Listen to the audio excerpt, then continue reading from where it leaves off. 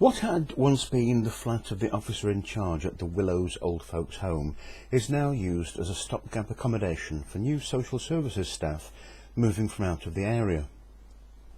The home is warm and smells of drying laundry and piss.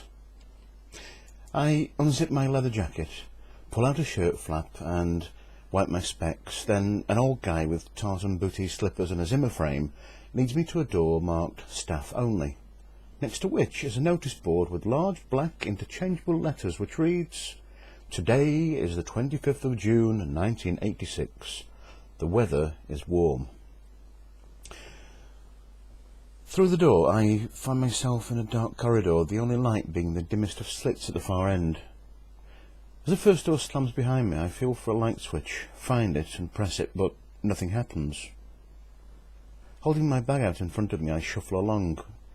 I know it's irrational, but it seems just the sort of place where you could stumble over a dead body, and all the time I'm telling myself, it's not a tunnel, I'm not enclosed, I can get out. There's a clunk as my bag hits the door, and beyond the door, there's somebody shouting, "Well, go and shove it up your arse, you motherfucker." Entering the dimly lit room, I notice a familiar smell. Christmas. It smells like Christmas.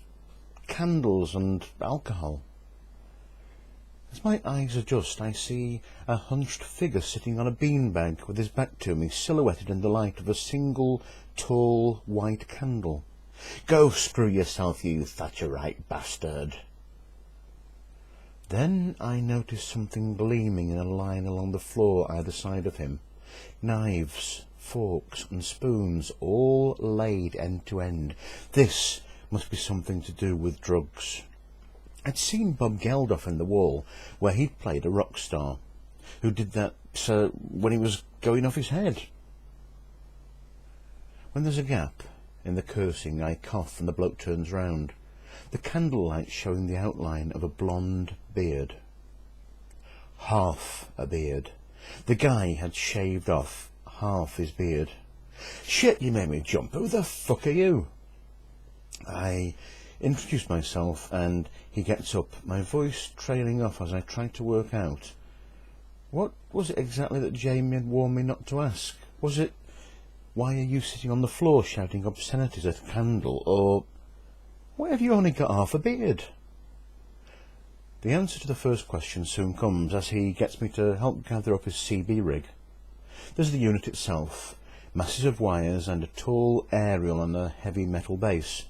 I remember my mate Dave telling me how if an aerial's indoors it needs a ground plane, loads of metal objects extending from the base, before it can get a decent signal. "I'm Kevin," he shouts as we fling everything into a cupboard. Then he blows out the candle, plunging the room into complete darkness, and a crack of yellow light appears as he opens a small gap between the curtains. "Come and have a look at this if you want to laugh." I move over slowly, feeling how you must if you're being held hostage by a madman, where you have to comply with their requests as if they're perfectly reasonable in order to keep your earlobes out of tomorrow's post and the next day's papers. What we're actually looking onto is the street. The foggy, dark and empty street. What are we doing? It's called bucket mouthing. Oh. A police car pulls up, and from the half-bearded Kevin comes a wheezy laugh, a bit like Muttley, the dog in the cartoon. "Stupid bastards," he whispers. "Now what you gonna do? Raid the place?" A copper winds down his window and shakes his head, turning to the unseen colleague to say something like, "This can't be right, it's an old folks' home."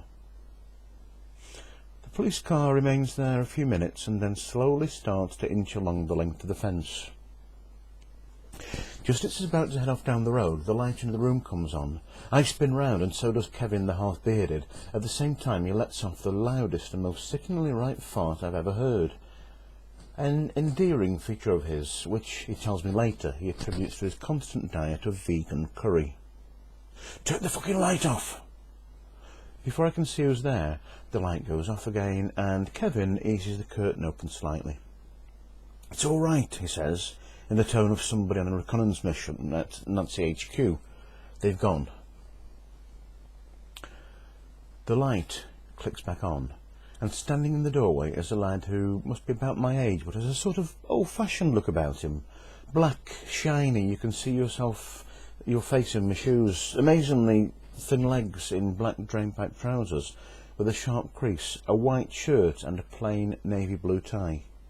His dark hair is cut in a short back and sides and looks like it's Brill creamed. He has eyebrows that look like the type that a woman would spend hours drawing on, and wears on his tie one of those Christian fish badges that's supposed to be some sort of secret code to other happy clappies. "I'm Simeon," he says, shaking my hand firmly. "I arrived earlier today." As Kevin checks the window again to see if the police really have gone, Simeon leans forward and whispers, "Have you been in the bathroom yet?" It strikes me that this sounds like some sort of proposition. "No," I croak, "I haven't," as I reluctantly follow him out of the lounge. It's just that, well, I know we have to be tolerant if we're going to live together and all, but I don't think that this is reasonable. When he opens the bathroom door, I feel like I'm going into the tropical house at the zoo. The light is one of those with an enormous bulb which doubles up as a heater, and it feels like it's been on all day. Simeon nods in the direction of the bath. It's half filled with soil. From the soil there are small shoots that have started to develop distinctively shaped pointy leaves. "Why on earth," he says, getting quietly angry, "would anyone want to grow tomatoes in the bath?" On the way here, Jamie had mentioned how he eventually wanted to visit India. "What for?" I'd asked jokingly. "To find yourself?" "No," he'd answered, "I found myself a long time ago. I liked what I found so much I decided to treat him to a holiday." "So why did you come to London?" "To lose myself," I'd said, before I'd even thought about it. And Jamie had laughed. It was only after I'd said it that I realised I wasn't joking. It occurs to me that in a very short time, and for no particularly good reason, by saying goodbye to a nice flat, a steady job, and a relationship, and hello to living in an old folks' home with Mork and Mindy, I've already gone a long way to achieving that goal. "So, where are you working?" asks Kevin as we rejoin him in the lounge. I'm surprised because I thought we were all at the same place, but it turns out that only Simeon will be working with me. Kevin works in homes for the elderly, but reckons he could turn up on our team at any time because he also gets placements through an agency. When I tell him that I'm going to be working at Alston Hospital, his face falls. "And you haven't done this sort of job before?" "No. Is there something wrong?" No, it's just that it's one of the most difficult ones. There were some big abuse investigations in the 70s which led to so much public outrage it kicked off the hospital closure programme. Alston came out top of all of them. In fact, its record for unexplained deaths led to its nickname, Hearstown. Don't get me wrong, man, it's a job that needs doing and it's long overdue, but do yourself a favour. Try not to turn too many stones. You never know what ugly stuff you're going to find underneath them.